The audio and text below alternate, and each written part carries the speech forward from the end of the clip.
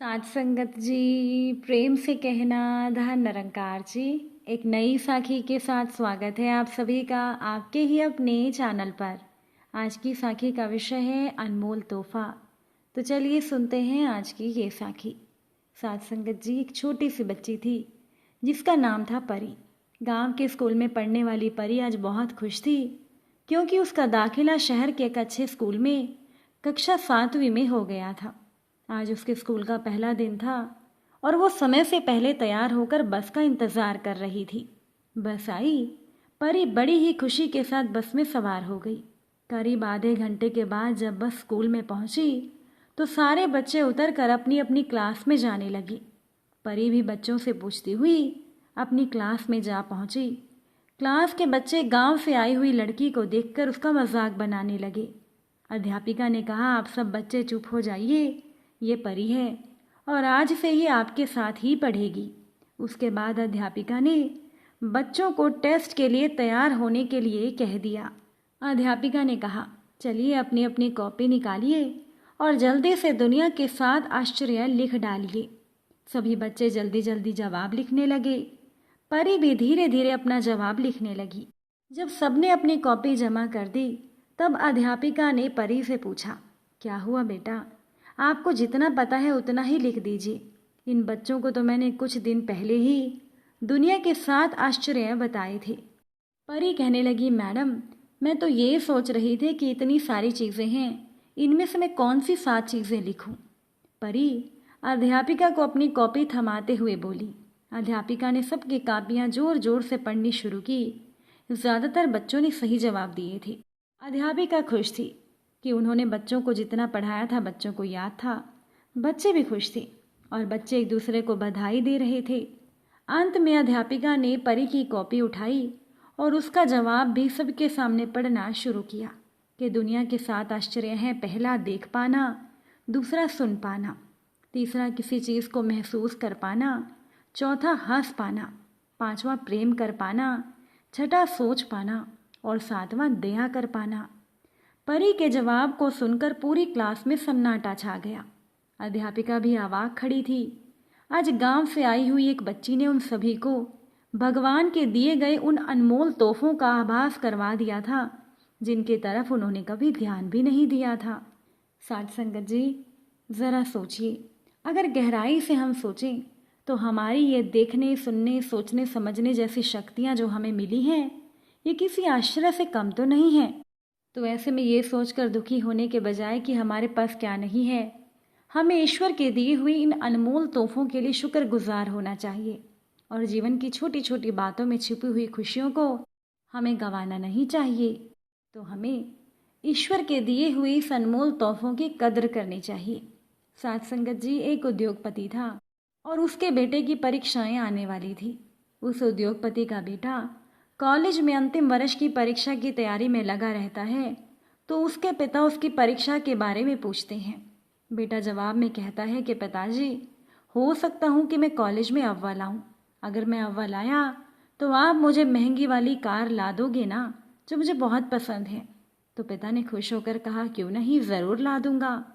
अब ये तो उनके लिए आसान था क्योंकि उद्योगपति के पास पैसों की कमी नहीं थी। जब बेटे ने सुना तो वो दुगने उत्साह से पढ़ाई में लग गया। रोज कॉलेज में जाते जाते वो शोरूम में रखी हुई अपनी मनपसंद कार को निहारता और मन ही मन कल्पना करता कि वो अपनी मनपसंद कार चला रहा है। दिन बीतते गए, परीक्षा खत्म हो गई और परीक्षा का परिणाम आ गया।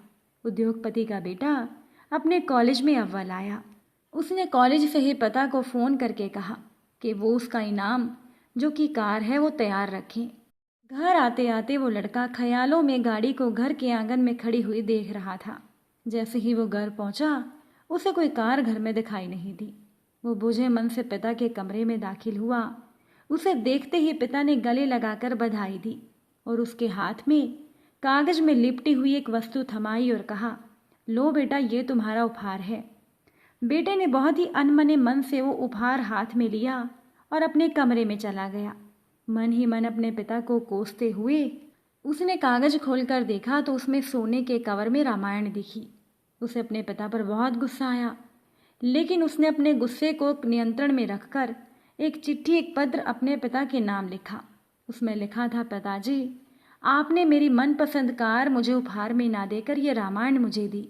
शायद इसके पीछे आपका कोई अच्छा राज छिपा होगा, लेकिन मैं ये घर छोड़कर जा रहा हूँ और मैं तब तक वापस नहीं लौटूंगा जब तक मैं ढेर सारा पैसा न कमा लूँ।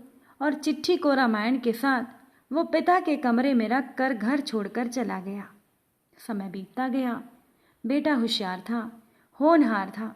जल्दी ही उद्योगपति का बेटा धनवान बन गया। उसने शादी की और शान से अपना जीवन जीने लगा।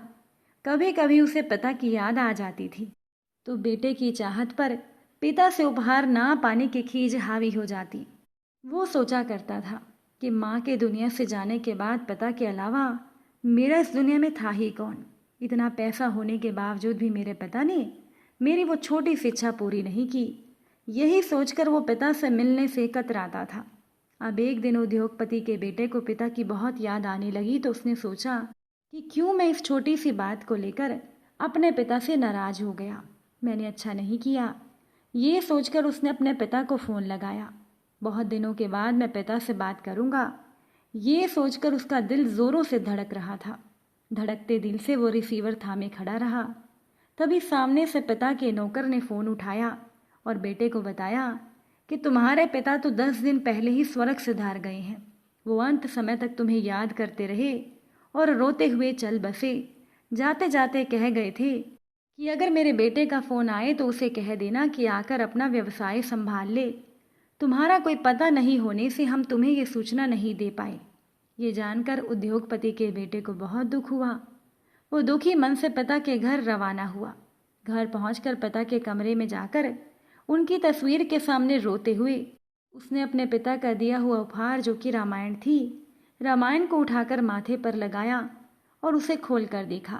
पहले पन्ने पर पिता के द्वारा लिखे हुए वाक्यों को पढ़ा, जिसमें लिखा था, मेरे प्यारे बेटे, तुम दिन दुनी रात चौगुनी तरक्की करो और साथ ही साथ मैं तुम्हें कुछ अच्छे संस्कार दे पाऊँ, ये सोचकर मैं तुम्हें रामायण दे रहा हूँ। पढ़ते वक्त उस रामायण से एक लिफाफा सरक कर नीचे गिरा, जिसमें उसी गाड़ी की चाबी और नगद भुगतान वाला बिल रखा हुआ था। ये देखकर उस पुत्र को बहुत दुख हुआ। वो ज़मीन पर गिर कर रोने लगा। साथ संगत जी, हम भी हमारा कई बार मनचाहा उपहार उसकी पैकिंग में ना पाकर उसे अनजाने में खो देते हैं। पिता तो ठीक है, लेकिन भगवान भी हमें अपार उपहार देते हैं। लेकिन हम अज्ञानी हमारे मनपसंद पैकिंग में उपहार को ना देखकर उसे पाकर भी खो देते हैं। इसीलिए हमें भी ईश्वर के प्रेम से दिए गए ऐसे अनगिनत उपहारों को प्रेम से स्वीकारना चाहिए, उनका सम्मान करना चाहिए और भगवान का धन्यवाद करना चाहिए। अगर आज की ये साखी आपको अच्छी लगी हो तो वीडियो को लाइक और शेयर ज़रूर कीजिएगा। आप सभी से फिर मुलाकात होगी नई साखी और नए विचारों के साथ। साथ संगत जी, प्यार से कहना, धन निरंकार जी।